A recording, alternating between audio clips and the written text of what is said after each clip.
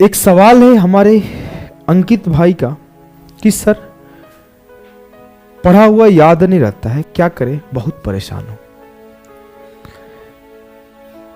मैं बताता हूं। इन्होंने बोला कि पढ़ा हुआ याद नहीं रहता है, क्या करें।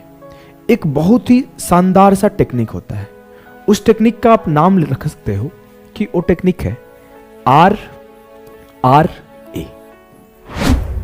इस RRA में आपको क्या करना है ना कि एक बार कोई भी चीज को, कोई भी बुक को उठाओ तो पहले रीड करो। अगर आप रीड करोगे तो आपको 10% ऑफ द पार्ट भी याद नहीं होगा। जब आप किसी भी बुक को, किसी भी पेज को उठा के पढ़ लिए तो आपको 10% ऑफ द पार्ट याद हो जाएगा। चीजें क्या लिखा गया था थोड़ी बहुत अंडरस्टैंडिंग हो जाएगी। अगर आप उसे एक बार रिवाइज कर लोगे तो आपको 30% ऑफ द पार्ट उसका याद हो जाएगा। मैंने 2 से 3 बार 4 बार उसे पढ़ लिया तो 30 to 50%, 60% मुझे याद हो जाएगा। और जब उसे आप एनालाइज कर लोगे, जिसको मनन करना बोलते हैं, कि मैं पढ़ा, मैं रिवाइज किया और मैं बैठ के सोचा, हाँ यहाँ पे ऐसे होता है तो ये होता है, ये होता है तो होता है, और यहाँ नहीं याद आ रहा है, अच्छा यहाँ ये हो रहा है, एकदम ऐसे जब एनालाइज किया तो उसका अगला पार्ट होता है एनालाइज करना।